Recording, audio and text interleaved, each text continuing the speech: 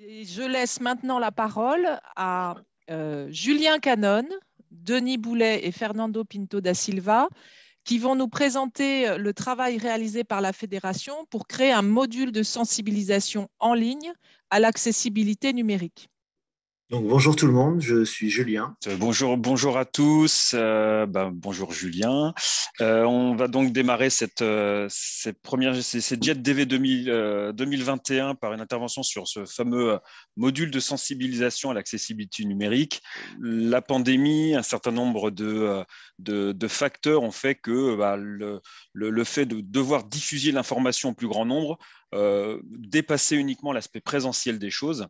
Et donc, on a essayé d'imaginer en interne, en s'équipant de consultants et d'une agence de communication spécialisée, la Chauve-souris, de pouvoir essayer d'imaginer un module qui pourrait être de ce qu'on dit un peu de e-learning, mais on préfère l'appeler nous module de sensibilisation, et bien de pouvoir le travailler, faire des petites leçons, montrer au plus grand nombre que l'accessibilité, la déficience visuelle confrontée au numérique et au quotidien, eh bien, qu'est-ce que ça pouvait donner sous un format 100% numérique. On a diffusé dans le cours du premier semestre ce module. On a beaucoup travaillé dessus. On remercie évidemment chaleureusement Julien, son équipe, Bruno, Chauve-souris en général pour tout le travail qu'ils ont pu accomplir. Et donc, Julien, on va te passer la parole pour que tu nous en dises un petit peu plus sur la genèse un petit peu de ce projet. La Fédération des aveugles de France a fait appel à nous, à Chauve-souris, pour créer un module e-learning. Dans un premier temps, on l'appelle nous module e-learning. On est spécialisé dans le digital numérique. Donc, ma présentation, je vais la faire en 3 parties. Je vais présenter rapidement notre société qui est une Scope, le projet, donc la genèse, le déroulé et les différentes méthodes qu'on a pu utiliser. Et puis, il y aura un petit temps de questions-réponses sur la fin de la présentation pour pouvoir répondre à toutes les interrogations que vous avez. Donc, notre Scope, donc on Chauve-souris, donc petit nom atypique. On est 5 membres de la société. La société a été créée en 2017, donc elle n'est pas si vieille que ça. C'est une petite bestiole qui est dans ses premières années, sachant que les 5 membres, on a tous travaillé dans le monde du e-learning ou de la communication pendant 15 ans. Donc, on est vraiment spécialisé dans le digital, tout domaine de formation et tout type de support. Quand on parle de digital, ça peut être à la fois des BD interactives, on peut avoir du motion design, des modules classiques, des tutoriels et on a aussi de la communication. On n'est pas géographiquement positionné sur un pôle précis, on intervient dans toute la France, mais aussi à l'étranger et par moments sur des moments sympas et ensoleillés sur des îles comme en Martinique ou en Guadeloupe. Nos compétences à nous, on a 4 pôles en fait. Le digital learning, c'est le gros de notre activité. On a tout ce qui est autour de la vidéo, captation vidéo, donc aussi bien filmer des mises en situation que des interviews et aussi du motion design. Donc le motion design, c'est une animation très graphique qui va durer entre 1 à 2 minutes pour mettre en avant des points clés ou des process clés que le client souhaite mettre en avant. On fait aussi du conseil sur comment mettre en place une ressource de formation dans son entreprise ou dans son organisation, ou quel support utiliser, quel logiciel utiliser. Et après, tout ce qui est communication, c'est aussi bien des sites web que des chartes graphiques, logos, etc. Quelques chiffres sur nos productions. On a à peu près, l'année dernière, on était à 800 minutes de pédagogie, de vidéos pédagogiques réalisées. Ça représente pas mal de temps de formation. On a à peu près 70 clients depuis qu'on est créé. Les clients sont de multiples horizons, aussi bien dans l'agroalimentaire, l'industrie, des organisations comme la Fédération, des associations, l'INRS. On travaille aussi avec les sauveteurs en mer. Et après, ça peut être du Porsche, Renault, des banques, enfin voilà, tout type de support. Donc, on n'est pas du tout spécialisé dans un domaine précis tel que de la pharmaceutique. Enfin, on n'a pas du tout d'expertise dans le support en tant que tel, dans le message à faire passer, mais on a de l'expertise sur comment le transformer et comment le rendre accessible au plus grand nombre.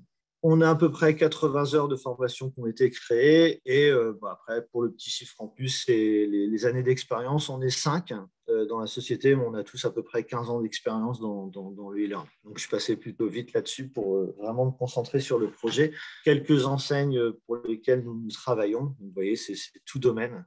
Et c'est plutôt bien, ça nous permet vraiment de faire, nous, de notre côté, de mettre de côté le contenu du client pour vraiment le transformer sur ce qu'on sait faire, c'est le digitaliser.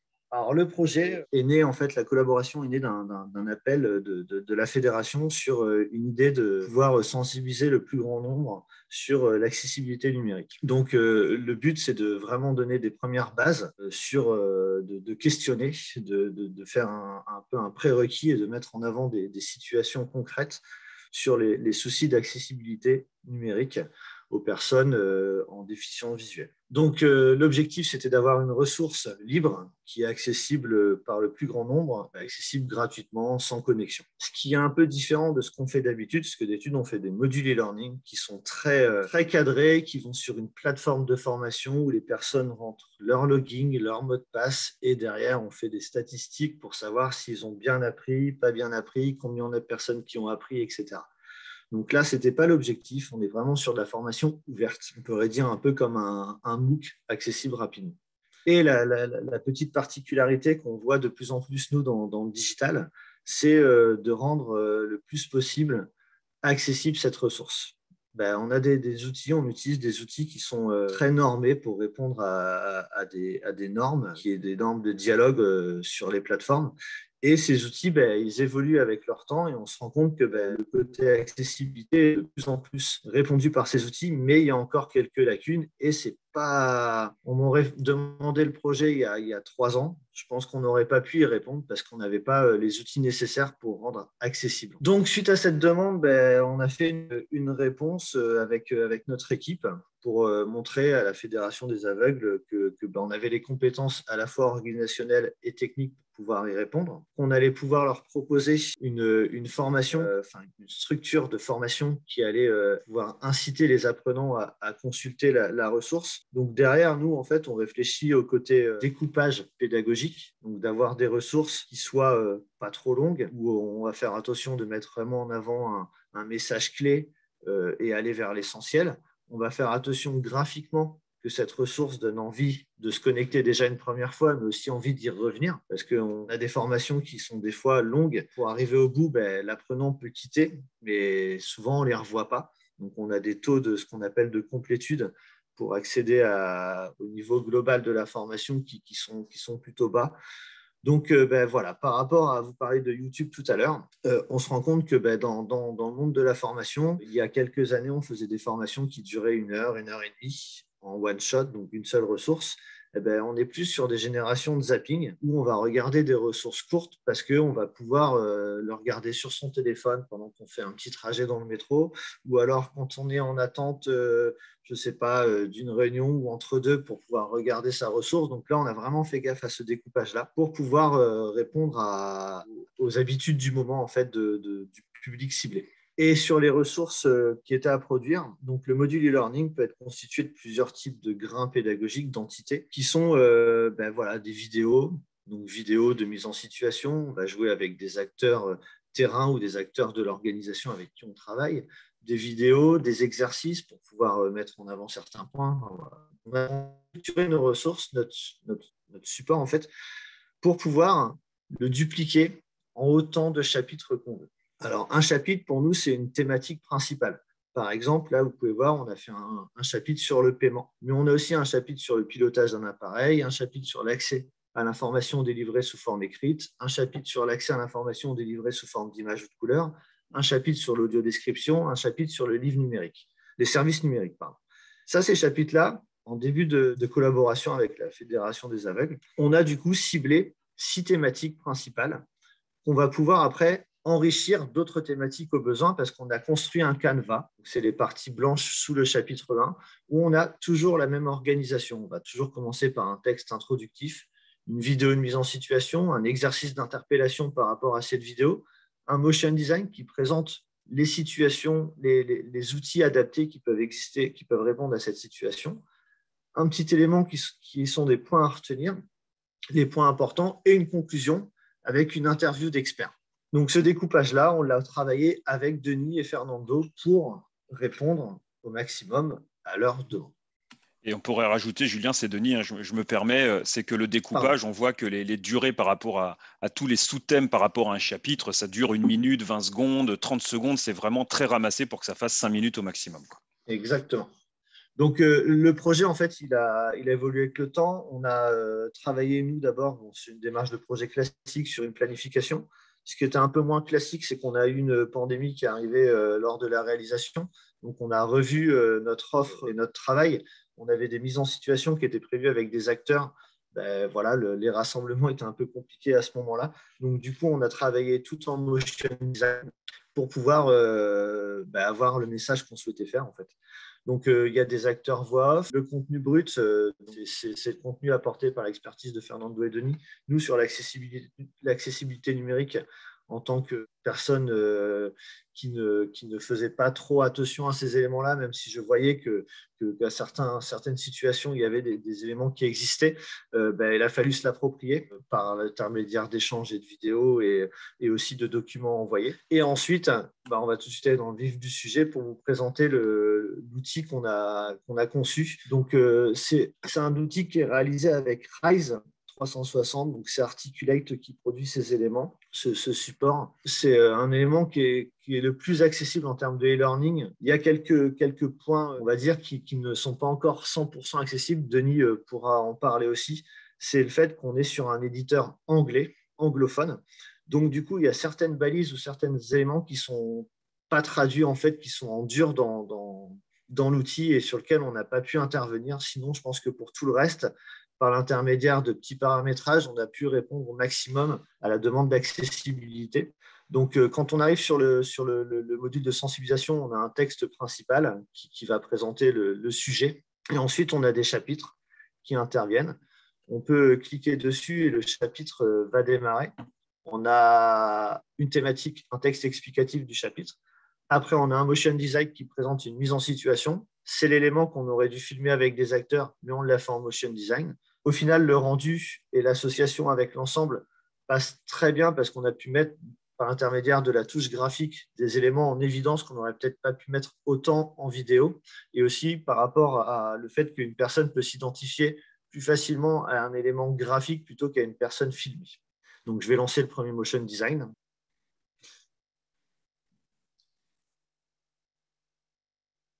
As-tu pensé à partager le son?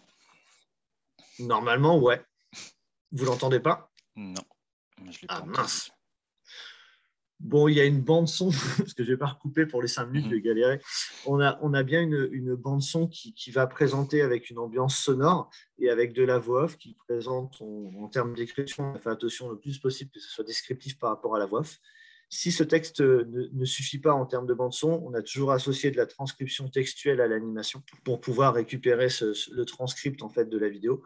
On a des sous-titres qui sont présents sous les vidéos au besoin. On a aussi également, à chaque fois, on enchaîne avec le petit exercice. Donc, on a l'exercice possible. On peut valider, on voit les réponses si on a bon ou pas bon. On peut recommencer l'exercice. Après, on a un nouveau motion qui présente l'accès aux outils numériques pour le paiement pour montrer qu'il existe des solutions. Le transcript, un autre exercice qui est d'une autre... voilà, on est toujours en QCM ou en QCU. Et après, on a une interview du coup de soit Fernando, soit Denis. Se sont répartis les thématiques pour présenter, eux, leur vécu réel face à ces situations qui sont le paiement, le pilotage d'un appareil. Donc, vu qu'il me reste même quasiment plus de minutes, si vous avez des questions, je suis disponible. Merci beaucoup, Julien. Fernando, est-ce que tu veux rajouter quelque chose sur justement la partie, évidemment, le contenu, le fond nous a passionnés, nous a vraiment, on a donné beaucoup d'énergie et Julien et son équipe aussi, mais sur la forme aussi, donc l'utilisation d'un outil qui est estampillé accessible en anglais. Et nous, on s'est aperçu que dans le contexte français, il y avait des petites modifications à faire, si tu veux rajouter une petite... Alors, très rapidement, parce que comme d'habitude, le temps tourne à une vitesse folle.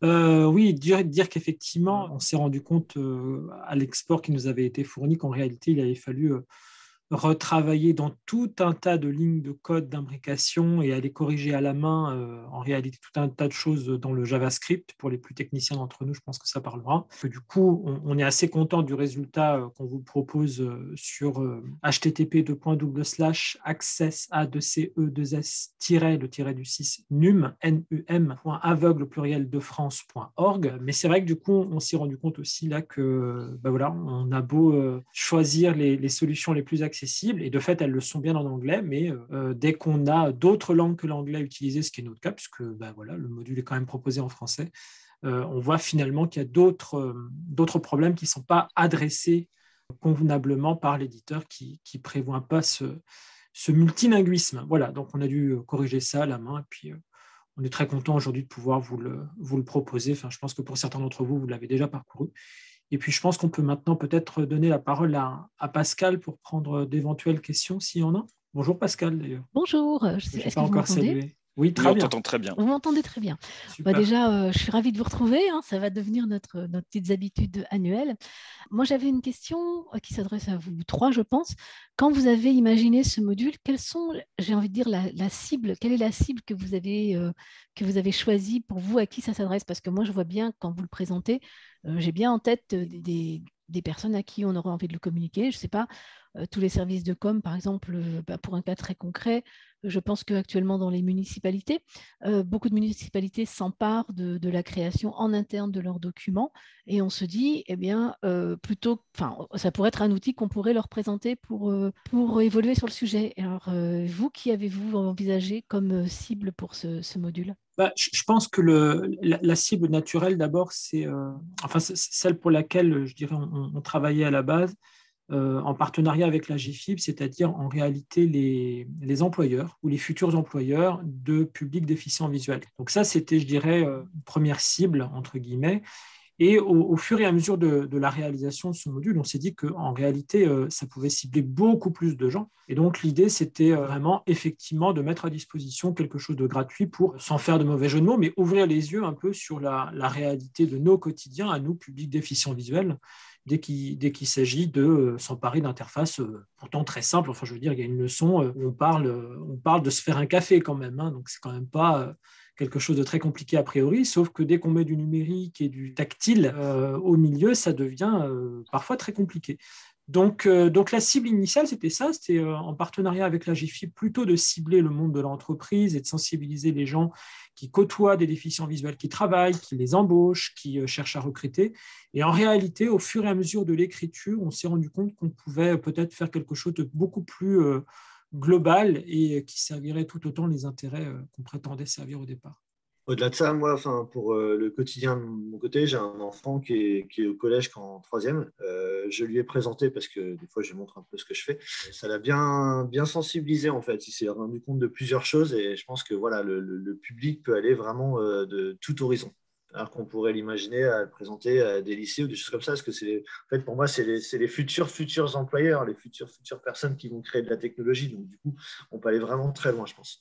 Et est-ce qu'il est prévu une campagne massive de communication pour présenter cet outil? Parce qu'effectivement, en vous écoutant, je me dis que oui, on peut le présenter à tout le monde, et non seulement les collégiens d'aujourd'hui sont les futurs employeurs, mais ça va être aussi les futurs créateurs ou créatifs. Donc, plus ils seront sensibilisés, mieux ça vaudra.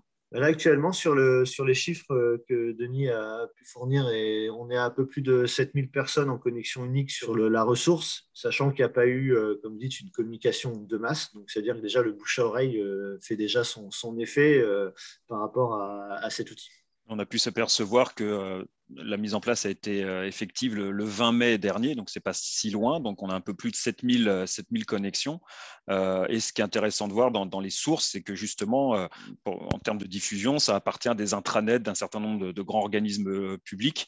Et donc, ça, c'est bien. Ça veut dire que c'est intéressant en termes de diffusion et justement de présence régulière dans les différents intranets et les différents canaux de communication. On va souhaiter longue vie à ce module qui me paraît. Est-ce que vous avez d'ailleurs du coup prévu des chapitres pour compléter, ou est-ce qu'il est terminé, ou il y a des évolutions possibles?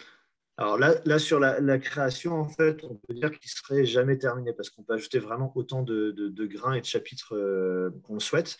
On a une coquille qui demande qu'à être enrichie. Après, ben voilà, c'est par rapport aux problématiques du moment. Peut-être qu'on peut réfléchir pour centraliser de nouvelles problématiques pour pouvoir l'insérer au fil de l'eau, en fait. On n'a pas trop de blocage là-dessus. Techniquement, en fait, on peut évoluer comme on veut. Si je puis me permettre de juste compléter sur ce point, en réalité, on est un peu en tension sur ce module parce que quand on le fait passer dans des entreprises ou même à la GFIP, ce qui est très apprécié, c'est la longueur du module. C'est-à-dire qu'en gros, on met à peu près 45 minutes à le faire et c'est une durée qui semble acceptable pour les gens qui le parcourent. Et du coup, nous, on a très envie de l'enrichir. On a déjà un certain nombre d'idées, certaines qui nous sont venues après, d'autres qu'on nous a un peu soufflé dans le creux de l'oreille. Et le problème, ça serait peut-être d'arriver à pas produire un module qui soit trop long pour que derrière, les gens aient toujours la possibilité de le faire en entier sans avoir le sentiment qu'il n'y a pas de fin. Donc là, il y a des discussions, on ne sait pas où ça pourrait nous mener. On se dit peut-être qu'il faudrait presque imaginer un deuxième module, mais qui ne soit pas dans l'extension de celui-là, pardon, mais qui soit peut-être un module à part qui traiterait des questions un peu différentes. Mais on ne sait pas encore. Mais oui, il y a des nécessités de traiter certains sujets, peut-être qu'on aborde, qu'on effleure très rapidement. Il y en a un notamment qui revient très régulièrement, qui sont sur les usages de quand tout va bien. C'est-à-dire en gros, comment fonctionne un lecteur d'écran, comment fonctionne un afficheur braille, comment fonctionne ce type d'usage. Et ça revient très régulièrement, par exemple. Merci à tous les trois pour cette première intervention et présentation.